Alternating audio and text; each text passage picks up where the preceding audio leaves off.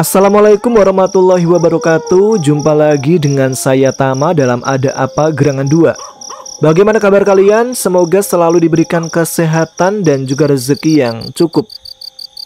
Jumpa lagi di Ada Apa Gerangan 2, di mana di sini saya akan khusus membacakan cerita-cerita bersambung, cerita-cerita mistis khususnya. Dan kita akan lanjutkan lagi cerita Raka, Dimas, dan teman-temannya yang melakukan KKN di sebuah desa terpencil yang disebut Desa Jati Blatung. Letak pastinya di mana tidak dijelaskan, yang pasti lokasinya terpencil. Raka menceritakan hari-harinya selama mereka KKN di sana dan mengalami kejadian-kejadian mistis. Dan apakah ada penari-penari di sana yang goyang-goyang kayak KKN di sebelah? Kita tidak tahu, jadi kita langsung saja simak seperti apa kelanjutan ceritanya. Teman-teman, Ada Apa Gerangan, ceritanya mulai dari sini.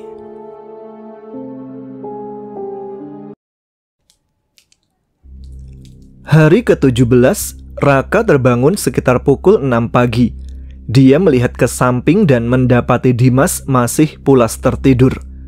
Memikirkan tidak ada yang akan membuatkannya sarapan, Raka bergumam, paling juga nggak ada yang masak. Males banget, tiap hari makan mie terus. Ia pun kembali tertidur. Ia baru terbangun pada pukul 11 siang. Kali ini karena suara ramai dari luar. Ramai apaan sih itu?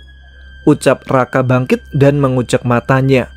Raka bergegas keluar kamar dan mendapati Anton, Putra, dan yang lain sudah pulang dari kota. Suasana rumah yang tadinya sepi kini kembali hidup. Raka menuju teras dan melihat Dimas sedang membantu menurunkan bahan-bahan pokok dari mobil. "Sini Kak, bantuin. Program kerja lu nih." "Bengong aja lu," sapa Dimas dengan senyum lebar. "Kalau bantuin jangan nanggung, Dim. Sekalian turunin semuanya. Gua masih pusing nih, baru bangun tidur."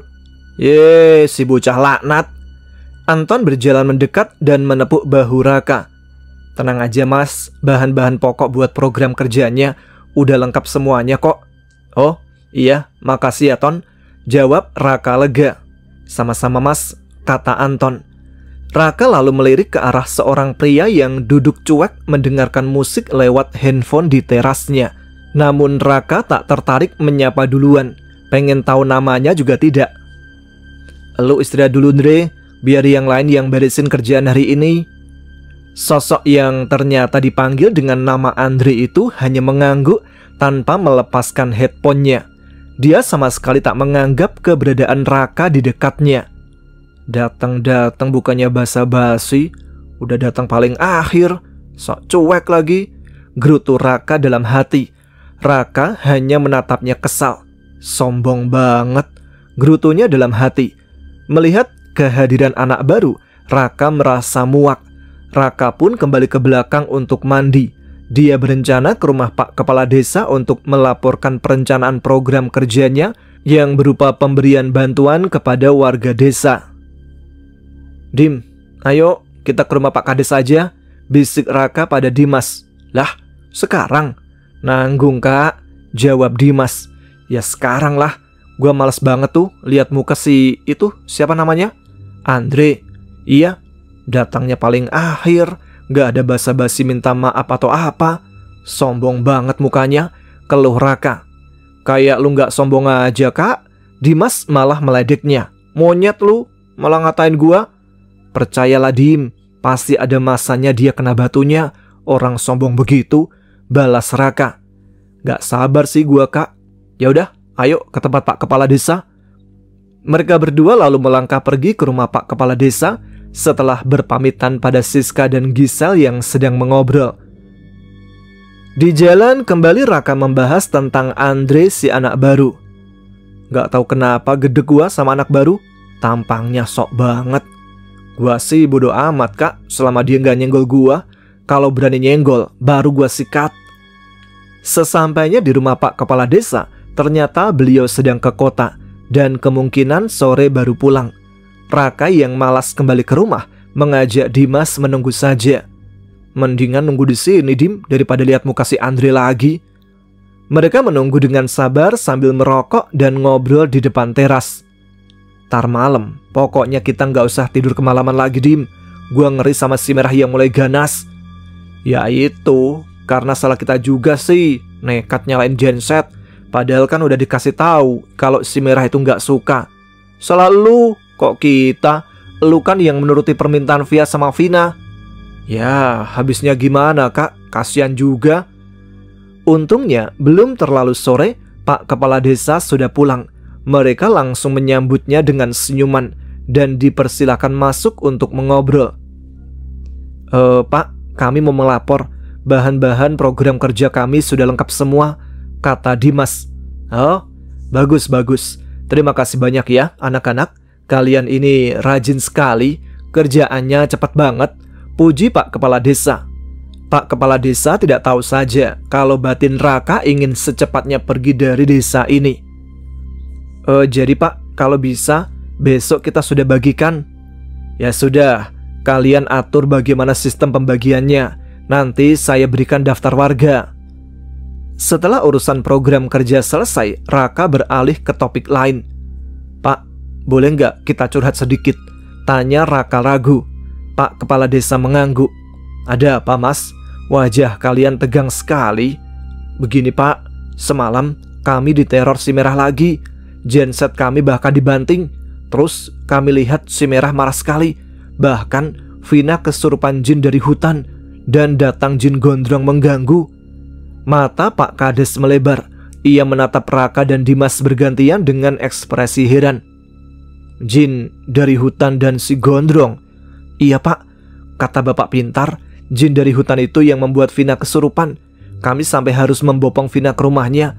Kami heran Pak, bukannya wilayah itu dijaga oleh si Merah? Kenapa jin lain bisa masuk? Tanya Raka, suaranya penuh frustasi. Pak Kades menggelengkan kepalanya tampak bingung.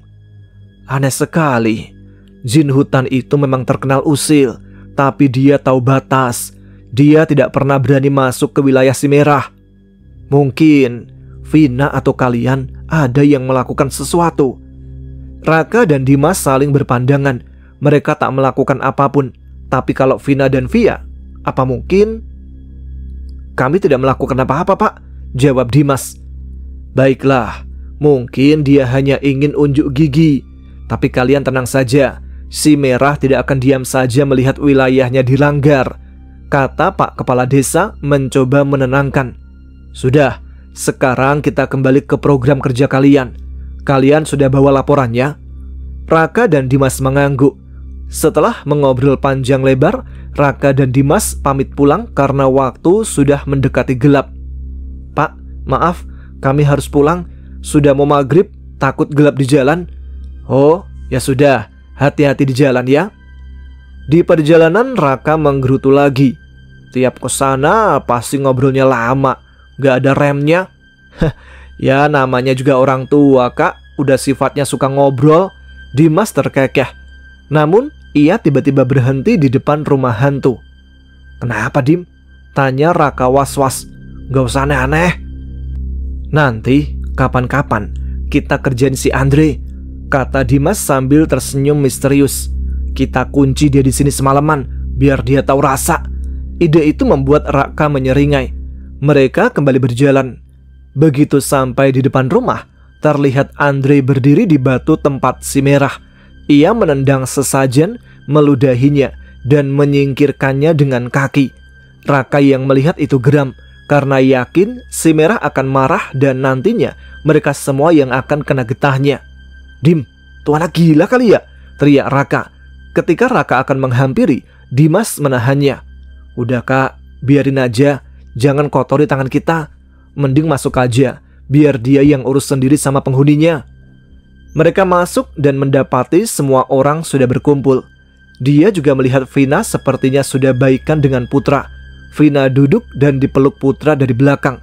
Namun yang membuatnya risih karena Putra memasukkan tangannya ke dalam kaos Vina. Eni menyapa Raka. Dari mana Kak? Raka hanya membalas seadanya. Dari rumah Pak Kades. Lalu Raka langsung ke kamar. Namun baru melangkah, Andre masuk rumah dan berkata dengan suara keras. Kenapa gelap banget sih di sini? Genset gak dinyalakan? Sylvia mencoba menjelaskan dengan hati-hati. Enggak Dre, demi menghormati warga di sini, sebaiknya nggak dinyalakan. Kita emang biasanya pakai petromak kalau malam. Vina mengangguk ketakutan. Dan semalam kami coba nyalakan, tapi ada yang nggak suka. Siapa yang nggak suka? Tanya Andre. Hantu Andre, jawab Vina lirih. Mendengar itu Andre tertawa sinis. Hah? Hantu? Persetan sama hantu? Buat apa dibeli kalau nggak dipakai? Pokoknya gua mau genset menyala. Gua butuh ngecas semua barang gua. Ia lalu menunjuk Raka. Lu siapa itu? Nyalain gensetnya sekarang. Emosi Raka langsung memuncak. Lu ini siapa? Datang-datang udah berani perintah-perintah. Gua ini lebih tua dari lo bangsat. Raka hendak melayangkan pukulan, tetapi Dimas dengan cepat menahannya. Udah kak, jangan diladeni, bisik Dimas lalu ia berkata pada Andre. Sorry, kita nggak bisa Andre. Gua nggak mau nambah masalah dengan nyalain genset. Dasar pengecut kalian semua, teriak Andre. Ya kalau lu yang merasa butuh, silakan nyalain sendiri, kata Dimas dengan santai, lalu masuk ke kamar dan Raka membanting pintu. Spontan Andre melempar bungkus rokok yang dipegangnya ke pintu kamar Raka yang tertutup. Dari dalam, Raka mendengar Andre masih membujuk temannya untuk menyalakan genset. Put, Ton, nyalain gensetnya, perintah Andre. Enggak Andre gua takut. Gua masih trauma kejadian kemarin malam. Kacau, tolak Putra. Iya Andre, jangan aneh-aneh, timpal Anton. Andre memandang kesal ke arah mereka semua. Dari dalam mereka berdua mendengar Andre membanting sesuatu. Sabar kak, sabar. Biarin aja dia cari masalah sendiri, kata Dimas. Gua pengen lihat dia diteror setan sampai kencing di celana. Lanjut Dimas penuh harap. Kalau dia nggak diteror, tanya Raka. Besok gue yang hajar tuh anak songong, kata Dimas dengan tekad bulat. Mereka mendengar Andre yang kesal, akhirnya mengajak paksa Anton. Ayolah Ton, sebentar doang. Tidak lama, lampu rumah menyala termasuk lampu di kamar Raka dan Dimas. Genset sempat menyala sampai pukul 9 malam, lalu mati lagi. Seketika terdengar teriakan para wanita. Raka dan Dimas pura-pura sudah tidur, tetapi jantung mereka tetap berdegup kencang. Tiba-tiba tidak lama kemudian suasana hening, lalu jendela kamar mereka terbuka kencang. Di luar terlihat si merah dengan ekspresi marah yang mengerikan menatap lurus ke arah mereka. Raka jadi emosi. Kenapa yang berbuat onar anak baru, tapi gua lagi yang diganggu sih? Gerutunya. Dengan cepat ia menarik selimut menutupi wajahnya sampai akhirnya ketiduran. Hari ke-18, Raka terbangun sekitar pukul 8 pagi. Udara pagi yang sejuk masuk lewat celah jendela, menerpa wajahnya. Ia merasa segar dan ringan, seolah tidurnya tak mendapat gangguan. Ia melihat ke samping, Dimas sudah duduk di atas tempat tidur, sibuk melihat ponselnya. Tumben Din, udah bangun, sapa Raka. Udah gak parno? Dimas tertawa kecil. Gimana mau parno kak? Orang tidur lu aja pulas banget, ngorok lagi. Raka menyeringai, lalu bergegas keluar kamar. Di ruang tengah para wanita sudah berkumpul. Ruangan yang biasanya sepi kini penuh dengan aktivitas. Di lantai tumpukan karung beras, gula dan minyak goreng tergeletak di samping puluhan kantong plastik. Siska, Gisel dan Eni sedang sibuk memasukkan bahan-bahan itu ke dalam kantong, menciptakan suara gemerisik yang konstan. Pagi kak, sapa Eni dengan ramah. Jarinya masih sibuk mengikat kantong plastik. Pagi juga, jawab Raka singkat lalu beranjak menuju ke dapur. Sarapan kak, si Siska masak nasi goreng tuh, ucap Gisel. Wah, akhirnya hari ini gua nggak makan mie lagi, balas Raka sambil tersenyum. Aroma bawang putih dan teri yang baru digoreng membuat perutnya berbunyi. Ia kemudian ke dapur untuk cuci muka. Ketika ia kembali, ia berpapasan dengan Dimas yang juga baru akan cuci muka. Mereka berdua lalu langsung bergabung dengan para wanita, menyantap nasi goreng, lalu ikut membantu mengemas bingkisan. Yang lain pada kemana sis? Tanya Dimas di sela-sela kegiatan mereka. Siska menjawab, Udah pada ke tempat penggalian sumur, Kak? Sekalian ke tempat Pak Kades buat konsultasi program kerja individunya. Syukurlah, gumam Dimas. Ia lalu menurunkan suaranya. Oh iya, semalam ada teror lagi nggak? Ekspresi Siska, Gisel, dan Eni langsung berubah. Mereka menghentikan pekerjaan mereka sejenak, saling pandang dengan wajah tegang. Ada, Kak, jawab Eni. Suaranya sedikit bergetar. Setelah genset mati, Sylvia teriak. Dia melihat sosok si Merah duduk di atas lemari kamar. Terus, tanya Dimas penasaran. Anehnya ya, Kak, si Merah gak berani berbuat ulah, sambung Siska. Waktu Andre keluarin keris kecilnya, dia gak berani maju, Kak. Serius? Tanya Raka tak percaya. Iya, Kak Raka, saut Eni matanya berbinar. Dia pegang kerisnya terus bilang, pergi sana, ke arah si Merah. Terus si Merah hilang gitu aja. Kayaknya si Andre punya sesuatu yang bisa ngusir hantu deh. Raka membatin. Pantes aja tuh anak sok, dia punya pusaka buat ngelawan jin. Setelah selesai mengemasi semua bingkisan, mereka meminjam kunci mobil Anton dari Siska. Raka dan Dimas mengangkut bahan-bahan itu ke rumah Pak Kepala Desa sebagai tempat pembagian. Di sana sudah berkumpul puluhan warga, tua dan muda, duduk berjejer di bawah tenda sederhana.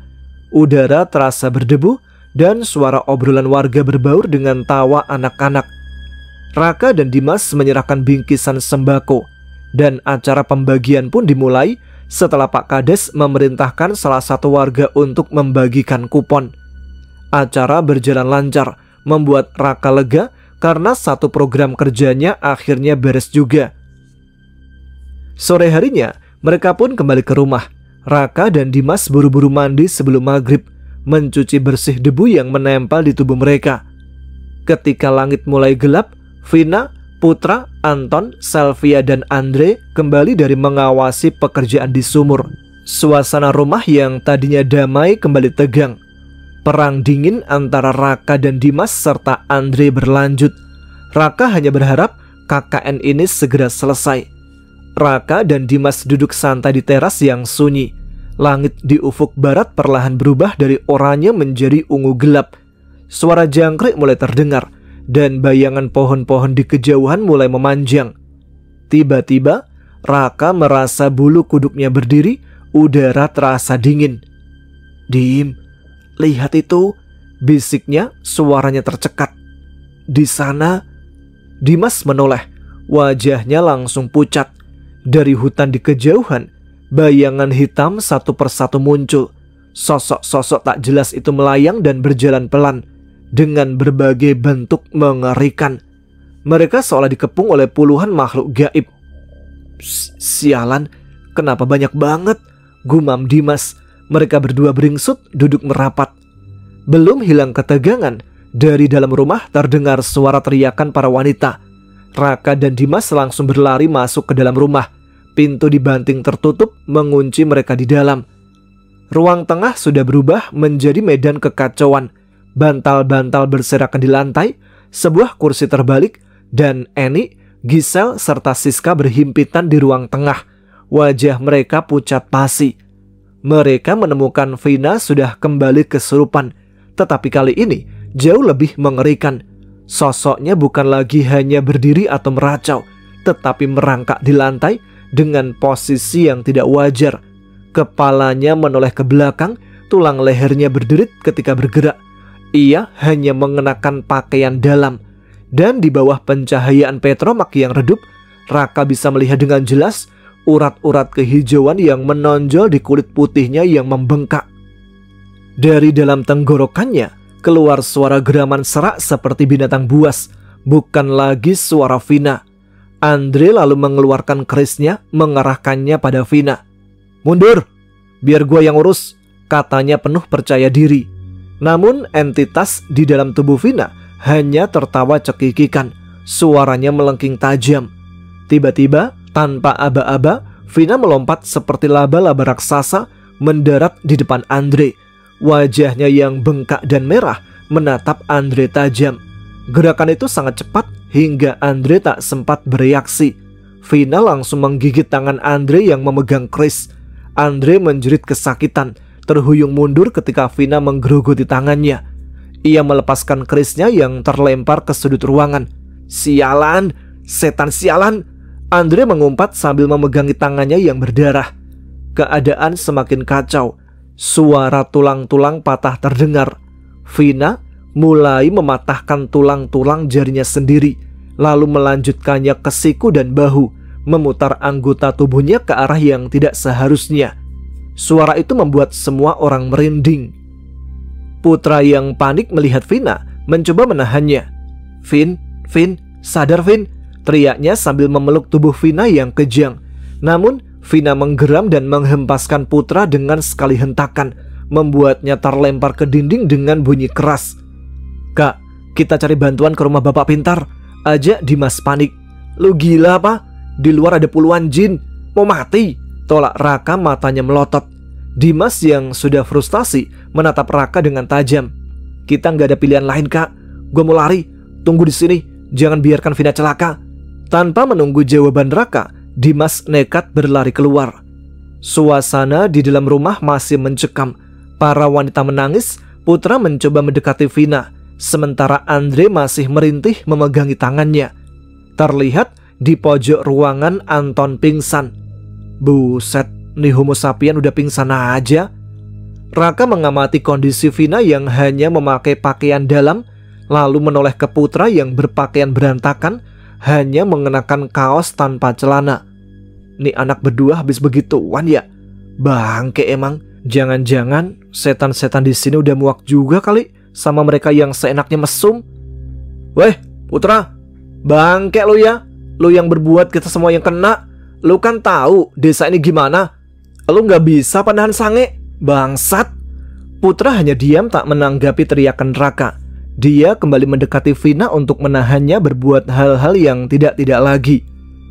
Andre datang membawa tali untuk mengikat Vina, tapi tanpa bantuan berarti dan hanya berdua dengan Putra membuatnya kesulitan. "Woi, bantuin!" teriak Andre pada Raka. Namun Raka hanya diam tak bergeming. "Apa peduli gua? Lu yang enak-enak, gua yang ikut susah." Tidak lama kemudian suara langkah tergesa-gesa terdengar. Dimas kembali bersama Bapak Pintar. Begitu masuk, Bapak Pintar terlihat menggelengkan kepalanya. Beliau langsung berhadapan dengan Vina. Bapak Pintar memejamkan mata seolah melakukan komunikasi lewat batin. Cukup lama mereka berdua berhadapan, entah apa yang dilakukan Bapak Pintar. Setelah itu, Vina tergeletak pingsan. Sylvia dengan cepat menutup tubuh Vina dengan selimut. Si Bapak Pintar menatap tajam ke semua orang.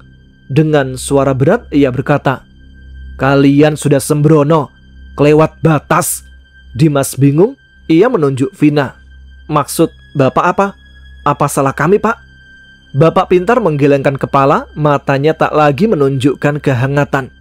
"Saya angkat tangan. Saya sudah tak bisa membantu kalian lagi." Setelah mengucapkan itu, beliau pergi meninggalkan mereka semua dalam keputusasaan yang mendalam. Ketika Bapak Pintar meninggalkan ruangan, Raka dan Dimas segera mengikutinya keluar. Di halaman rumah, suasana sudah hening.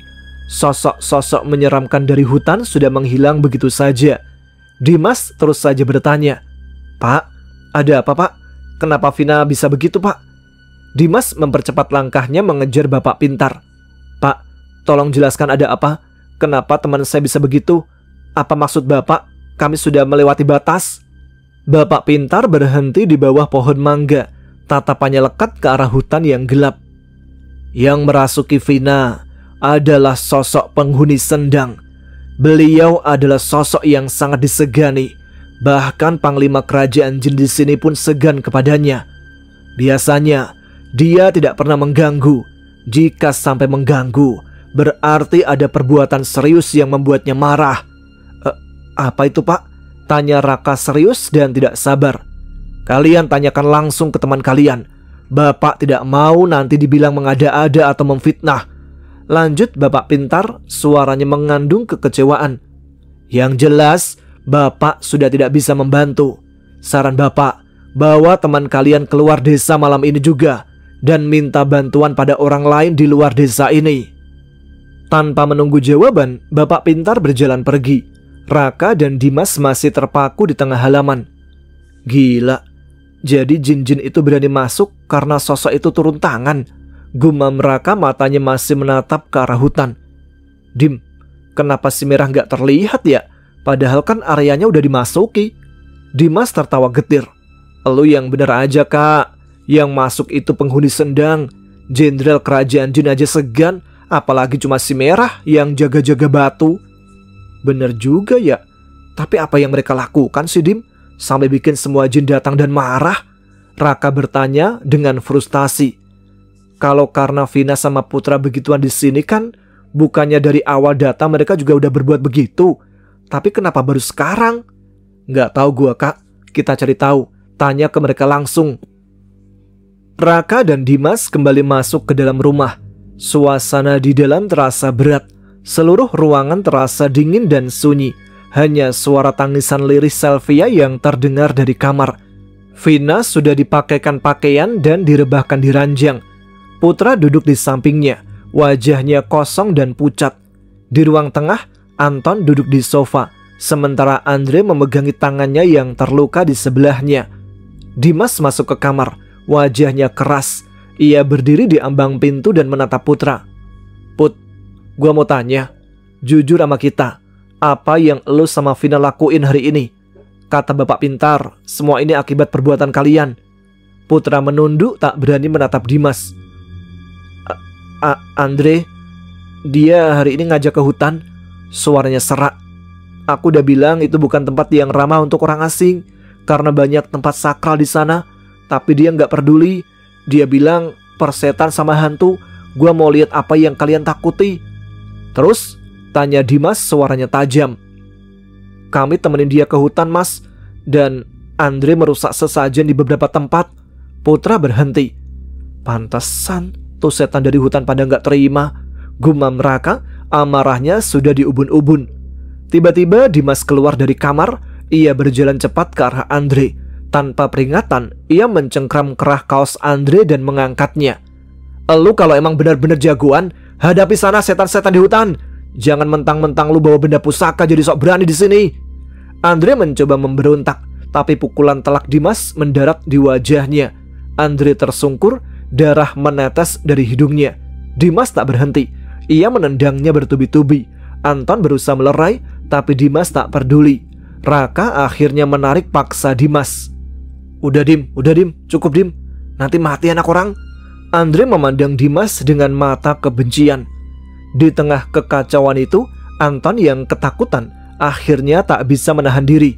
Mas, mereka berhubungan badan di sendang mas. Suasana seketika hening.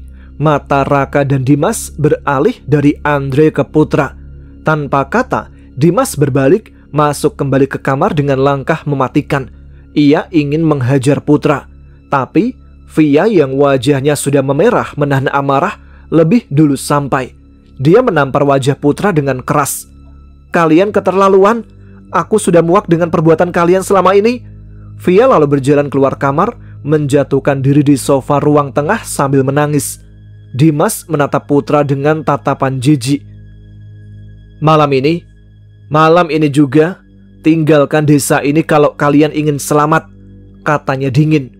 Bawa Vina ke orang pintar lain, karena bapak tadi sudah angkat tangan. Gua udah gak peduli lagi sama kakek ini. Mood gua udah rusak karena kalian. Ia lalu masuk ke kamarnya, membanting pintu dan merebahkan diri, menutup wajahnya dengan selimut. Raka mengikutinya dan duduk di pinggir kasur. Gila ya Dim, kacau bener sekarang. Jadi sia-sia dong kalau KKN disudahi sekarang. Raka berkali-kali memanggil. Dim, nyaut kek.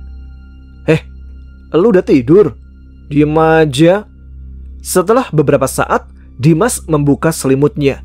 Wajahnya tak lagi tampak marah, tapi malah terlihat bingung, bahkan sedikit malu. Sialan kak, gue malah jadi ngebayangin Vina ngelakuin itu di sendang. Mana bodinya putih banget lagi. Raka melotot dengan wajah kesal. Ia memukul bahu Dimas. Bangke nih anak, kiranya emosi ternyata sange. Yah, namanya juga normal kak. Emangnya Anton. Sindirnya yang membuat Raka tertawa. Mereka berdua lalu memejamkan mata, tak mau tahu apa yang akan dilakukan yang lainnya. Beberapa saat kemudian, suasana di dalam kamar menjadi hening. Di luar, suara-suara dari ruang tengah perlahan meredup. Baik Raka maupun Dimas sudah larut dalam pikiran masing-masing, mencoba tidur di tengah kekacauan yang terjadi. Tiba-tiba, Raka merasakan tempat tidurnya berderit pelan dan ada beban yang turun di sisi kirinya. Ia mengira itu Dimas yang ingin melanjutkan obrolan. Tanpa membuka mata, Raka berbisik, "Nah, Pak Dim, mau ngebayangin final lagi?" Tapi tidak ada sautan. Raka menunggu jawabannya. Keheningan itu terasa aneh. Ia kembali bertanya, "Dim, lu ngapain duduk di situ? Diem aja lagi." Kali ini tidak ada suara sama sekali. Bahkan nafas Dimas pun tak terdengar. Perlahan Raka membuka matanya. Ia menoleh ke samping. Badan Raka seketika gemetar. Darah seolah berhenti mengalir. Yang duduk di sampingnya bukanlah Dimas, melainkan sosok kuntilanak merah. Gaunnya yang kotor dan compang-camping menutupi sebagian kasur. Namun yang membuat Raka terpaku adalah wajahnya. Wajah pucat itu tidak dipenuhi amarah atau tawa cekikikan seperti yang ia bayangkan. Wajah si merah terlihat galau, sedih, dan menyedihkan. Mata hitamnya yang kosong menatap lurus ke depan, seolah ada kesedihan mendalam yang membebani jiwanya. Baru kali ini Raka melihat wajah hantu yang begitu menyedihkan. Dia sedih anjir. Namun perasaan itu tak mengurangi rasa takutnya sedikit pun. Ini adalah kuntilanak, makhluk yang menguasai wilayah rumah ini. Ia tidak tahu apa yang harus dilakukan. Dengan nafas tercekat, Raka menutup kembali matanya, menarik selimutnya hingga menutupi kepala, dan berusaha tidur. Ia tak ingin melihat, tidak ingin tahu, dan tidak ingin menghadapi apapun yang ada di sampingnya. Sampai tiba-tiba ada sentuhan dingin di rambutnya seakan dibelai. Raka semakin berkeringat, tidak kuat untuk tidak kabur. Lalu ia berkata pelan, "Tolong jangan ganggu aku tidur. Terima kasih sudah menjaga kami. Sekarang kembalilah ke tempatmu." Sesaat dari itu, udara kembali dingin dan sosok si merah pun sudah lenyap dari samping Raka, membuat ia lega. Ia melihat Dimas sepertinya sudah tidur. Spontan Raka menendang kaki Dimas karena jengkel. Ia yang terus diganggu, tapi Dimas tak bergeming sedikit pun. Episode kali ini pun ditutup dengan kengerian sebelum tertidur. Raka tak tahu apa yang akan terjadi besok. Apakah masih bisa bertahan di desa ini atau tidak? Oke guys, sampai sini dulu episode kali ini. Kita lanjutkan cerita Raka dan juga Dimas ketika KKN di desa Jati Blatung pada episode selanjutnya. Terima kasih untuk kalian yang sudah menyimak episode kali ini. Terima kasih yang sudah mensupport dan juga selalu meramaikan kolom komentar. Selamat berakhir pekan teman-teman sekalian. Selamat menikmati hari libur kalian. Malam minggu, malam yang panjang, malam yang asik buat pacaran.